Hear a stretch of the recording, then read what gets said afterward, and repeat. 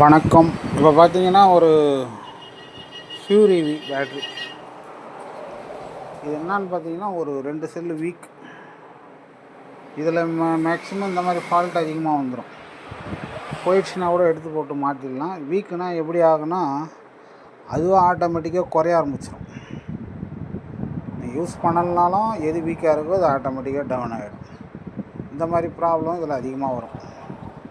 ரெண்டாவது, பேலன்சிங் இல்லாததுனாலையும் சில நேரம் வீக் ஆகும். பிஎம்எஸ் கரெக்டாக இல்லைனாலும் வீக் ஆகும். இந்த மாதிரி நிறைய பிரச்சனைகளால் இந்த மாதிரி வீக் ஆகிற விஷயம் இந்த பேட்டரியில் உண்டு. இப்போ பார்த்திங்கன்னா 2 செட்டு செல்லு அந்த மாதிரி ஆகிடுச்சு. நம்ம முடிஞ்ச அளவுக்கு ஓப்பன் பண்ணாமலே கிளியர் பண்ணிவிட்டு இப்போ போட்டிருக்கோம் சார்ஜிங்கெலாம். ஃபுல் சார்ஜிங் வச்சு நம்ம பார்த்துடலாம் எத்தனை ஏஹெச் இருக்குது, என்ன கண்டிஷன் செக் பண்ணிவிடுவோம். பார்த்தா தான் நமக்கு தெரியும். ஓகே.